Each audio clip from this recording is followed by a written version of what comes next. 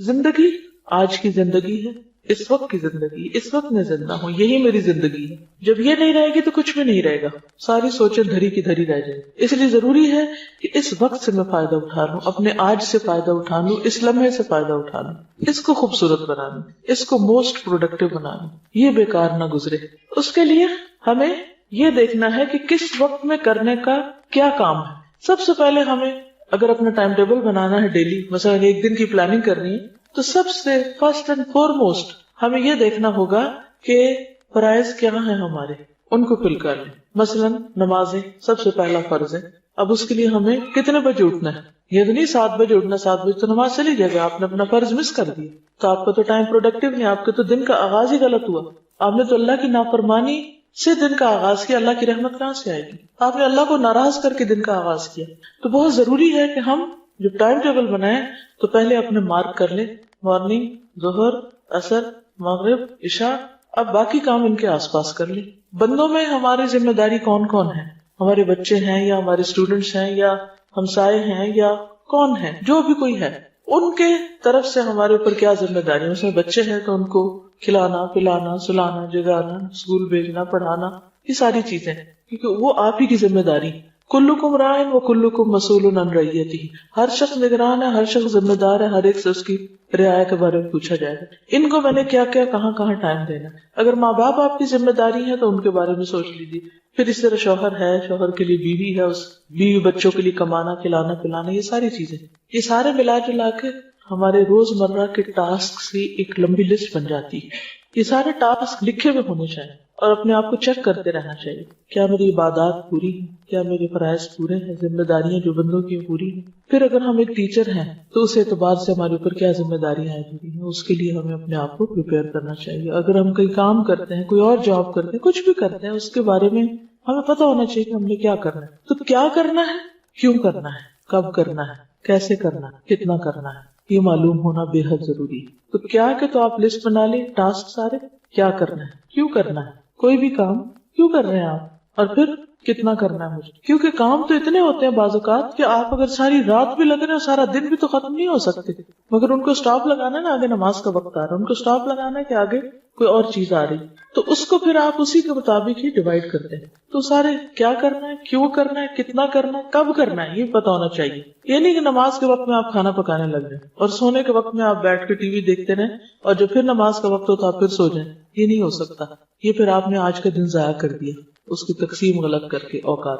کیا کرنا ہے، کیوں کرنا ہے، کتنا کرنا ہے، کب کرنا ہے اور کیسے کرنا ہے. جس شخص کو یہ پتا ہو کہ کوئی کام میں نے کیسے کرنا ہے، وہ بہت اچھی طرح امن کے ساتھ زندگی بسر کر لے. اب یہاں سے شروع ہوتا ہے، کیسے سے شروع ہوتا ہے علم.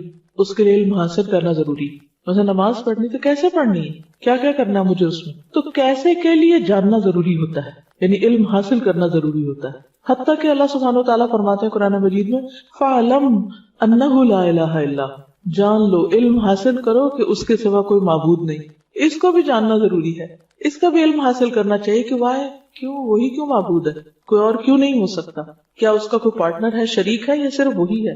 یہ بھی ہمارے جاننے کی بات ہے. پھر اس کے بعد جب آپ یہ سارا کچھ کر لیں گے اور اپنے اپنے وقت پر صحیح نیت کے ساتھ اپنی ذمہ داریوں کو نبھائیں گے تو آپ کی یہ زندگی انتہائی پرسکون ہو جائے گی جب آپ کو اپنے کام کرنے کے طریقے آ گئے. ابراہیم علیہ السلام نے جب اللہ کا گھر بنایا تھا، کس کے لیے بنایا تھا؟ اللہ تعالیٰ نے فرمایا کہ میرے گھر کو طواف کرنے والوں کے لیے وطہر بیتی للطائفین والرکع السجود تک، تو ان سب کے لیے صاف رکھو گھر. لیکن ساتھ ہی انہوں نے ایک دعا مانگی تھی، وَأَرِنَا مَنَاسِكَنَا، کہ اللہ ہمیں ہمارے مناسک عبادت کے طریقے ہمیں سکھا دے. یہاں سے علم کی ضرورت محسوس ہوتی ہے انسان کو کہ سیکھ کے کرتا ہے انسان.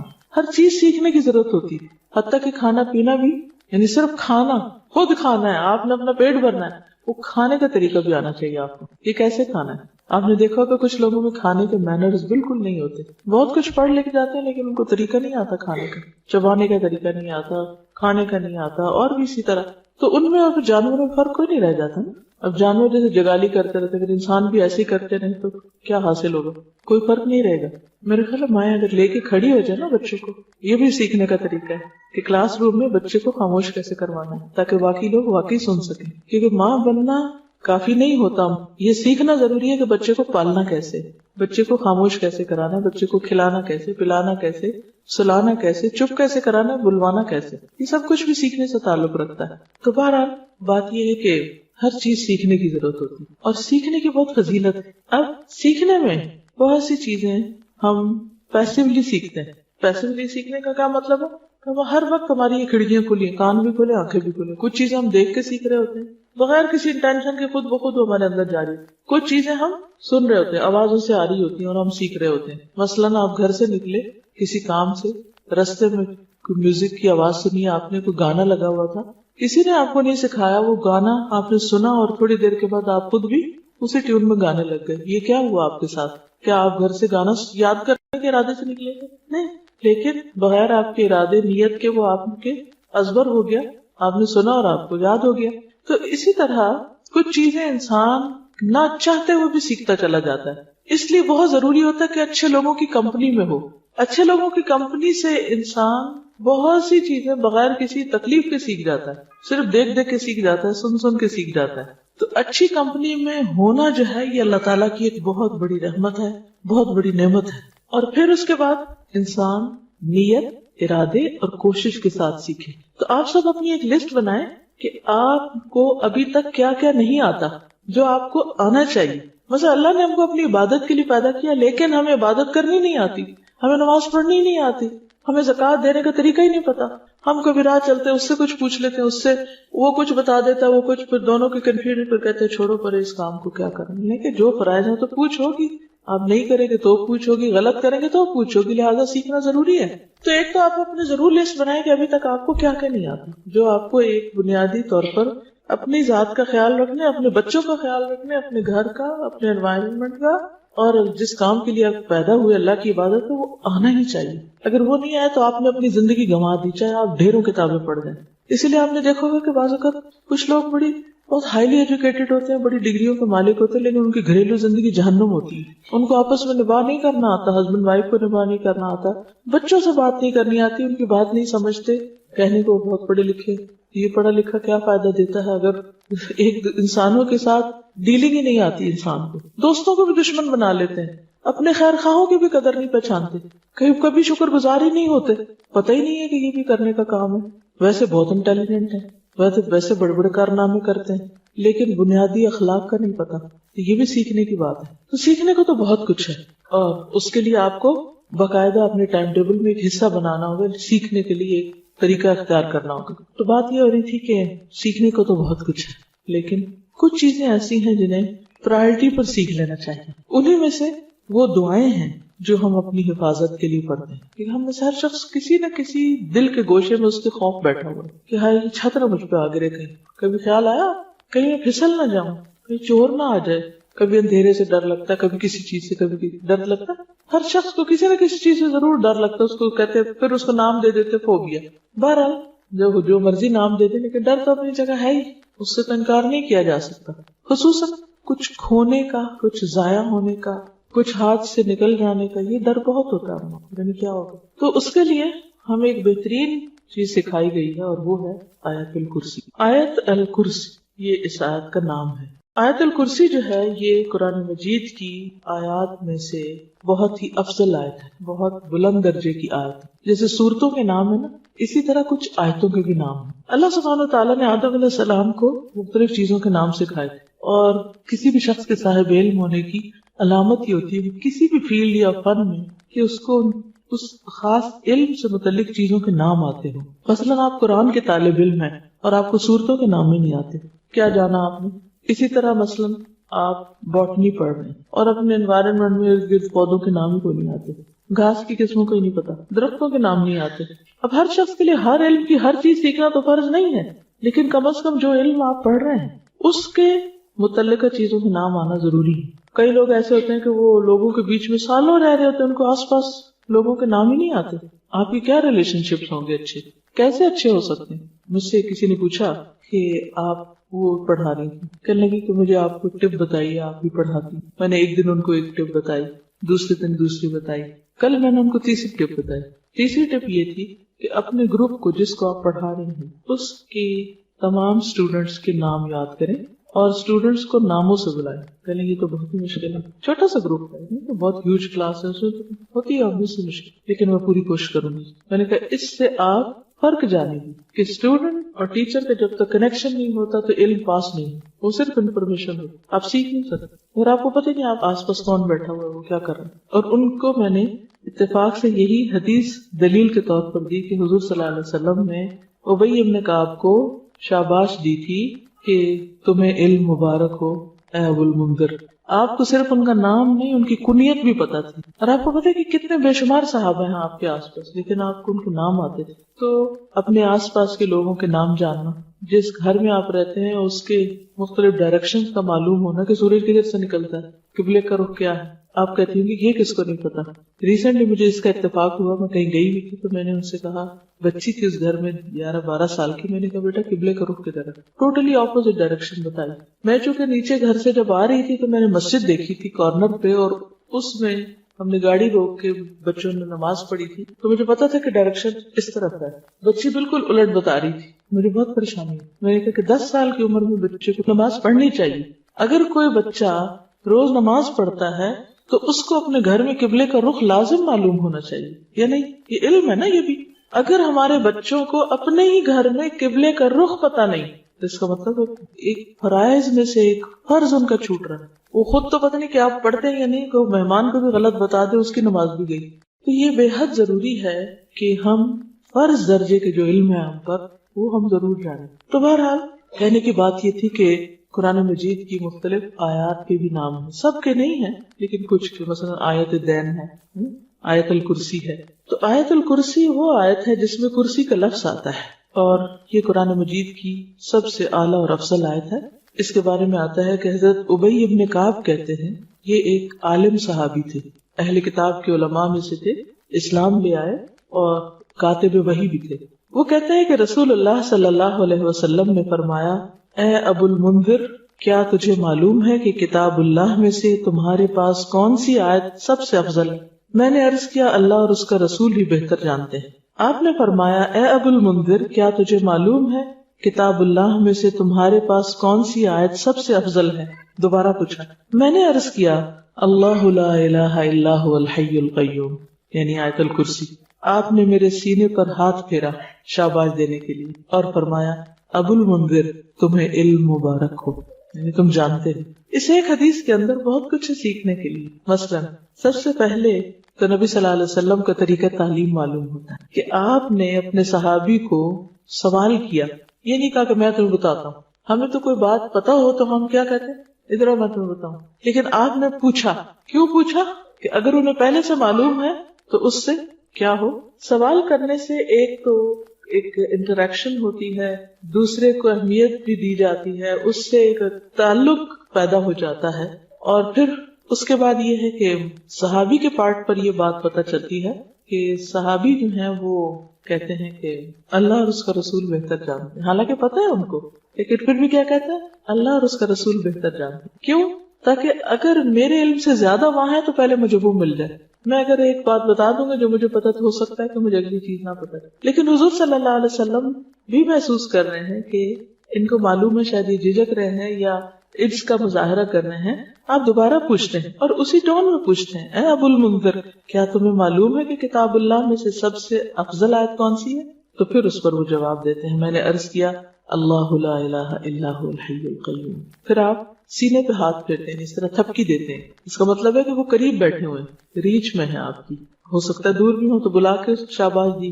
تو طالب علم کو تھپکی دینا یا اس پہ ہاتھ پھیرنا یا شاباش دینا اس کی ہمت بندھاتا ہے, اس کو انکریج کرتا ہے, اس کو اور زیادہ علم کا شوق دلاتا ہے. اور پھر آپ فرماتے ہیں کہ تمہیں علم مبارک, شاباش.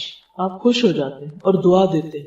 اچھا, ہم عام طور پر کسی کو کوئی بات پتا ہو یا کسی کو معلوم ہو تو اس پر اس کی تعریف نہیں کرتے یا اس کی ہمت نہیں بندھاتے, جبکہ استاد کا فرض بنتا ہے کہ اچھا جواب آنے پر, درست جواب آنے پر ضرور کچھ نہ کچھ دعا دے, مثلا بارک اللہ فیکم, شاباش, کوئی بھی اچھا ورڈ, گڈ اسٹروک دے. تو اس حدیث سے پتہ چلتا ہے کہ آیت الکرسی جو ہے یہ سب سے اعلیٰ اور افضل آیت ہے. پھر اسی طرح ایک اور حدیث ہے, حضرت ابن اسقا کہتے ہیں رسول اللہ صلی اللہ علیہ وسلم صفہ میں تشریف لائے. صفہ کیا تھا؟ وہ چبوترا جس پر صحابہ بیٹھ کر پڑھا کرتے تھے، وہیں رہتے تھے، وہیں پڑھتے تھے. تو ایک آدمی نے آپ سے سوال کیا، یا رسول اللہ سب سے زیادہ عظمت والی آیت کون سی ہے؟ آپ نے فرمایا اللہ لا الہ الا هو الحی القیوم، یعنی پوری آیت الکرسی. تو اس سے بھی بات مزید واضح ہو جاتی ہے، اس کو تقویت ملتی ہے کہ یہی آیت سب سے افضل ہے. اب اس آیت کو ایک طرف تو سب سے افضل کہا گیا اور دوسری طرف اس آیت کو حفاظت کا ذریعہ بتایا گیا. اس کے لیے ایک بہت لمبی حدیث ہے، لیکن ایک واقعہ ہے پورا جس سے ہمیں پتہ چلتا ہے کہ آیت الکرسی جو ہے یہ شیاطین کے شر اور فتنوں سے محفوظ رکھتی ہے. انسان کو حفاظت کے لیے سب سے زیادہ جس چیز کی ضرورت ہے وہ اپنے دشمنوں سے حفاظت. دشمنوں میں سب سے بڑا دشمن شیطان، اور شیطان نظر نہیں آتا. باقی دشمن تو اگر کوئی آ رہا ہماری طرف تو ہم بھی جواباً مارنے کے لیے تیار ہو جائیں، مگر جو نظر ہی نہیں آ رہا تو اس کا کیا بنے گا؟ جو نظر نہیں آ رہا اس سے کیسے بچیں گے؟ ہم بچ سکتے ہیں، ہم اس کا مقابلہ کر سکتے ہیں، پکڑ سکتے ہیں. کیا ماریں گے اس کو؟ مجھے یاد ہے وہ چھوٹی سی تھی تو میرے والدین جب کہتے تھے کہ وہ شیطان آ گیا تو ہم کہتے تھے کدھر ہے، میں ڈنڈا اٹھا لیتی کدھر ہے میں اس کو ماروں گی. لیکن ڈنڈے سے تو نہیں مار سکتے شیطان کو آپ. ہاں آیت الکرسی پڑھیں تو اس پہ ڈنڈا ضرور پڑے گا، لیکن اگر آیت الکرسی ٹھیک ہی نہیں آتی آپ کو تو اس کو کیا اثر ہوگا؟ تو صحیح تلفظ بھی آنا چاہیے اور اس کو پڑھنا بھی چاہیے اور اس کا معنی بھی جاننا چاہیے اور اس کی فضیلت بھی معلوم ہونی چاہیے. اور یہ وہ علم ہے جس پر آپ صلی اللہ علیہ وسلم نے شاباش دی تھی. تو اگر آپ کو بھی یہ پتہ چل جائے گا تو وہ شاباش صرف ان کے لیے نہیں پر آپ سب کے لیے بھی. بہرحال حدیث ہے، حضرت ابو ہریرہ سے روایت ہے، مجھے رسول اللہ صلی اللہ علیہ وسلم نے صدقہ فطر کی حفاظت کے لیے محافظ مقرر کیا، گارڈ بنایا.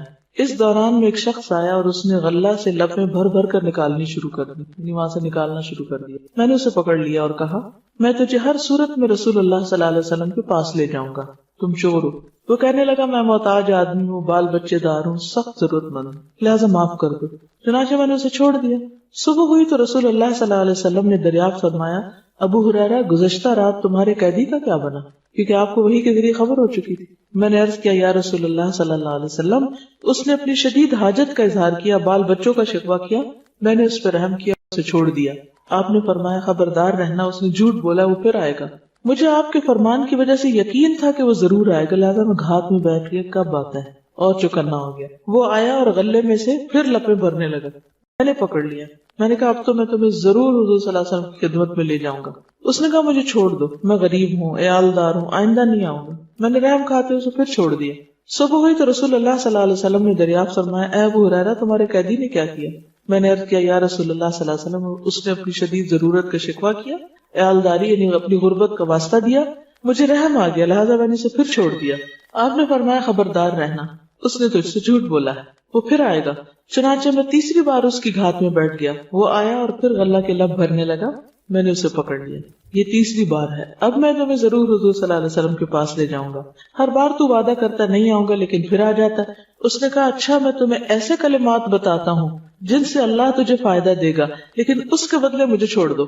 یعنی اسے ہوا نا کہ اب تمہیں پکڑا گیا تو کچھ دے کے چھوٹنا پڑے گا. میں نے پوچھا وہ کیا کلمات ہیں، کون سا کلام ہے، کون سا وظیفہ ہے کہ جسے پڑھ کے میں اپنے چور سے بچ سکتا ہوں، یعنی چور واپس نہ آئے. اس نے کہا جب تو رات سونے کے لیے اپنے بستر پہ آئے تو آیت الکرسی پڑھ لیا کر. ایک فرشتہ ساری رات تیری حفاظت کرے گا، ساری رات فرشتہ تیری حفاظت کرے گا، صبح تک شیطان تیرے پاس نہیں آئے گا. یہ سن کر میں نے اسے پھر چھوڑ دیا. صبح ہوئی تو رسول اللہ صلی اللہ علیہ وسلم نے دریافت کیا ابو ہریرہ کل رات تیرے قیدی نے کیا کیا؟ میں نے عرض کیا یا رسول اللہ اس نے کہا میں تجھے ایسے کلمات سکھاتا ہوں جن سے اللہ تجھے نفع پہنچائے گا. چنانچہ اس کے بتانے پر میں نے اسے چھوڑ دیا. آپ نے دریافت کیا وہ کیا کلمات ہیں؟ میں نے عرض کیا اس نے بتایا کہ جب تو رات اپنے بستر پر آئے تو اول سے آخر تک آیت الکرسی پڑھ لے. اللہ کی طرف سے ایک فرشتہ رات بھر تیری حفاظت کرے گا اور شیطان تمہارے قریب نہ آئے گا. صحابہ کرام چونکہ خیر و بھلائی کے زیادہ حریص تھے اس لیے آپ نے حضرت ابو ہریرہ کو کچھ نہیں کہا بلکہ فرمایا ہاں اس نے تجھ سے سچی بات کہی لیکن وہ خود جھوٹا ہے. تجھے معلوم ہے 3 راتوں سے تمہارے پاس کون آ رہا تھا؟ حضرت ابو ہریرہ نے عرض کیا نہیں. آپ نے فرمایا وہ شیطان تھا. یہ صحیح بخاری کی روایت ہے. تو اس حدیث سے کیا پتہ چلتا ہے؟ ساری رات تمہاری حفاظت کرے گا ایک فرشتہ، اللہ بھیج دے گا، شیطان تمہارے پاس نہیں آئے گا، پھر وہ ڈرائے گا نہیں، پھر صبح کی نماز میں اٹھنے میں آسانی ہو جائے گی. بہت سارے فائدے ہیں اس کے. اور اگر ہم فوت ہو گئے رات کو کیونکہ رات کو فوت بھی ہو سکتا ہے انسان. کئی لوگوں کو آپ نے سنا ہوگا کہ وہ رات سوئے تو اٹھے نہیں، تو کم از کم فرشتے ہمارے آس پاس میں، شیطان تو نہ ہوں. تو اس کے بہت فائدے ہیں. تو سب سے بڑا فائدہ کیا ہے کہ حفاظت. اسی لیے اس کارڈ میں حفاظت کی دعاؤں میں سب سے پہلی دعا آیت الکرسی رکھی گئی ہے. اور اس میں کرنا کیا چاہیے کہ ویسے تو ہر نماز کے بعد پڑھنی چاہیے، لیکن صبح اور شام ایک دفعہ اگر انسان پڑھتا ہے تو جنوں سے محفوظ رہتا ہے. ٹھیک ہے، خصوصی طور پر جو جنوں کا کتنا ڈر ہوتا ہے، جن چمٹ جائیں گے، وہ پتہ نہیں کیا ہو جائے گا، تو بس آیت الکرسی پڑھ لیں. جو ہی شام ہونے لگے آیت الکرسی پڑھ لیں، صبح نماز کے بعد پڑھ لیں، محفوظ ہیں آپ انشاءاللہ. ایک اور حدیث میں ہے، ابی ابن کعب اپنے باپ سے روایت کرتے ہیں کہ ان کے کھجوروں کے کھلیان تھے، کھیت تھے، باغ تھے، تو وہ اس میں کمی دیکھتے کہ کھجوریں کم ہو رہی ہیں، لگتا ہے کوئی چور ہے. تو ایک رات انہوں نے چور کو پکڑ لیا. وہ ایک جانور سے مشابہ ایک نوور لڑکا تھا لڑکا لیکن جانور جیسی شکل. انہوں نے اس کو سلام کیا تو اس نے جواب دیا. انہوں نے کہا تم کون ہو، جن یا انسان؟ اس نے کہا میں جن ہوں. انہوں نے کہا اپنا ہاتھ میری طرف بڑھاؤ، تو اس نے ہاتھ بڑھایا. اس کا ہاتھ کتے کے ہاتھ کی طرح تھا، اس کے بال کتے کے بال کی طرح تھے. انہوں نے پوچھا کیا اس طرح جنوں کی تخلیق ہوتی ہے؟ ان کی شکل اس قسم کی ہے. اس نے کہا میں یہ جانتا ہوں کہ جنوں میں مجھ سے زیادہ شدید اور کوئی نہیں، سخت جن ہوں. انہوں نے کہا تم میرے پاس کیوں آئے ہو؟ اس نے کہا مجھے خبر ملی ہے کہ تم صدقہ کرنا بہت پسند کرتے ہو، تو میں تمہارے کھانے میں سے اپنا حصہ لینے آیا، یعنی تمہارے کھیت میں سے اپنے لیے کچھ نکالنے آیا. انہوں نے کہا کیا چیز تم سے بچا سکتی؟ اس نے کہا وہ آیت جو سورۃ البقرہ میں ہے، اللہ لا الہ الا هو الحی القیوم. جو کوئی اسے رات کو پڑھے گا وہ صبح تک مجھ سے پناہ میں رہے گا، اور جو صبح پڑھے گا وہ رات تک مجھ سے پناہ میں رہے گا. پھر جب صبح کو انہوں نے اس بات کا ذکر نبی صلی اللہ علیہ وسلم سے کیا تو آپ نے فرمایا اس خبیث نے سچ کہا. یہ حدیث المعجم الکبیر طبرانی میں روایت، اس کی جلد اول صفحہ 201، حدیث نمبر 541. تو اس سے بھی کیا پتہ چلتا ہے کہ جنوں سے انسان محفوظ رہے. مطلب اوورآل جو فرشتے آپ کے ساتھ ہوں تو اور چیزوں سے بھی بچتے. آپ کو معلوم ہے کہ چوٹ لگ رہی ہو، کچھ اور شر وغیرہ جو ہوتا ہے، لیکن خصوصی طور پر دیکھیے جو چیزیں تو ہمیں نظر آتی ہیں نا ان کو تو ہم پھر بھی روک لیتے ہیں. آگ ہے تو بند کر دیں گے، کوئی زہریلی چیز ہے تو اوپر رکھ دیں گے. مطلب مادی چیزوں کو انسان ان سے بچ کے رہتا ہے. کوئی چیز دیکھتا ہے کہ شیشہ پڑا ہے، کچھ ٹیل پڑا ہے تو بچ کے گزر جاتا ہے. شیطان آپ کے اوپر حاوی ہو رہا ہے، جن کو آپ کو تنگ کرنے لگا تو آپ کو تو پتہ بھی نہیں کہ کیا ہو رہا ہے. وہ تو قرآن مجید میں آتا ہے انہ یراکم هو وقبیلہ من حیث لا ترونہم. ٹھیک ہے نا، وہ اور اس کا قبیلہ تمہیں وہاں سے دیکھتے ہیں جہاں سے تم انہیں نہیں دیکھ سکتے. تو جس دشمن کو دیکھ نہیں سکتے اس سے کیسے بچنا ہے؟ یہ آیت حفاظت کے لیے. پھر اسی طرح ہر فرض نماز کے بعد آیت الکرسی پڑھنے سے انسان جنت میں داخل ہو، کیونکہ یہ افضل آیت ہے، اس میں اللہ سبحانہ تعالیٰ کا تعارف ہے. تو اس کے لیے میں چاہوں گی کہ آپ لوگ 2-3 کام کریں. ایک تو یہ کارڈ جو آپ کے پاس ہے، اگر اس کو اپنے گھر میں کہیں بھی رکھ دیں، نظر آئے گا خوبصورت، تو جلدی سے اٹھ کے پڑھنے کا یاد بھی رہے. دوسرا یہ کہ ہم نے یہ کیا تھا کہ ایک پوسٹر پہ آیت الکرسی اس طرح چھپا لی تھی. یہ پوسٹر آپ کہیں اپنے گھر میں ایسی جگہ لگا لیں کہ جہاں آپ مس نہ کریں صبح شام اس کو پڑھیں.